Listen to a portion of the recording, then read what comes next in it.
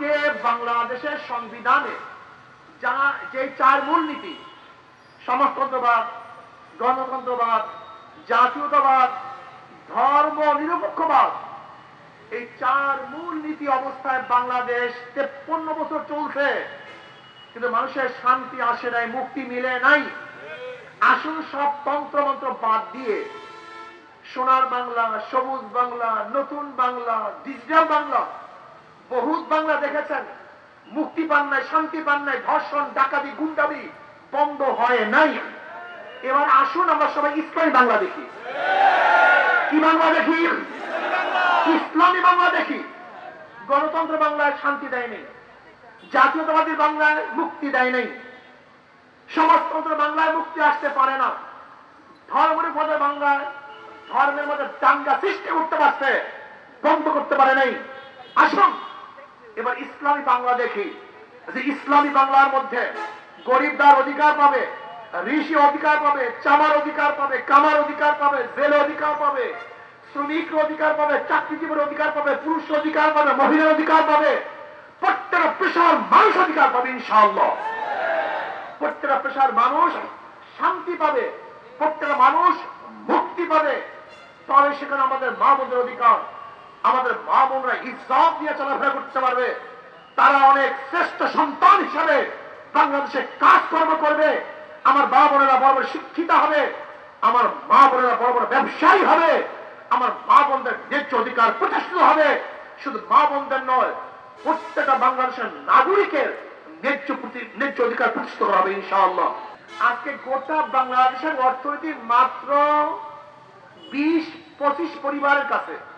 এই গোটা বাংলাদেশের যত টাকা জনগণের কাছে, এই সমপরিমাণের টাকা আছে মাত্র 20-25 পরিবারের কাছে।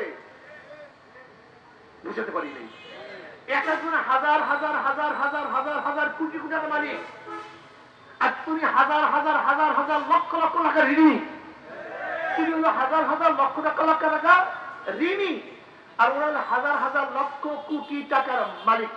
শুধু কি তাই, এখানে যারা আছেন, যতগুলি মানুষ আছেন, এবং বাংলাদেশের প্রত্যেক নাগরিকের মাথার উপরে 1.5 লক্ষ টাকা ঋণ। 18 লক্ষ কোটি টাকা বাংলাদেশের ঋণ বর্তমানে।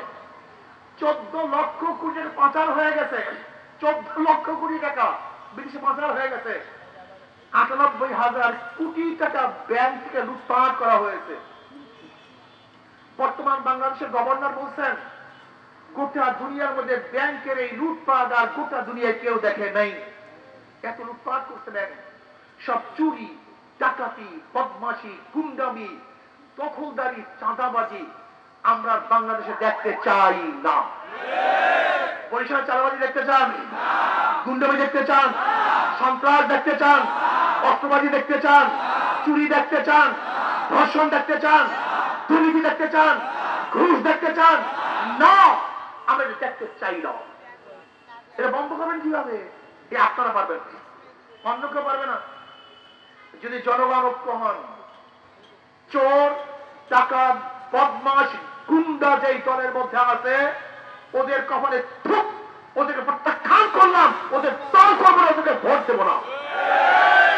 আজকে তো ঐক্য হয়ে যান, সবাই ভোটার ঐক্য হয়ে যান, জনগণ ঐক্য হয়ে যান। আজকে জনগণ ঐক্য হয়ে যান। এই কাশীপুর এয়ারপোর্ট থানার মধ্যে যেখানে চাঁদা নেওয়ার জন্য আসবে, ছাত্র জনতা ঐক্য হয়ে যেরকম ফ্যাসিস্টের বিরুদ্ধে আন্দোলন করে আমরা হটিয়ে দিয়েছি, আজকেও ছাত্র জনতা ঐক্য হয়ে যত চাঁদাবাজ গুন্ডা আছে ওদের বিরুদ্ধে লড়াই করবো।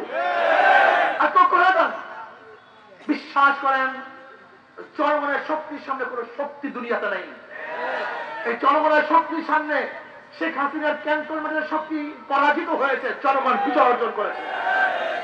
ঠিক আজকেও যদি আমরা ঐক্য হয়ে যাই, সবাই একসাথ হয়ে যাই, ভালো লোকের সংখ্যা সবচেয়ে বেশি, খারাপ লোকের সংখ্যা অনেক কম। কিন্তু ভালো লোকগুলো ঐক্য না হওয়ার কারণে এই চোর ডাকাতরা রাস্তা দখল করছে, ঘাট দখল করছে, ব্যবসায়িক প্রতিষ্ঠান দখল করছে। যদি ভালো লোকগুলি রাস্তায় চলে আসেন, খারাপরা পালাতে বাধ্য হবে।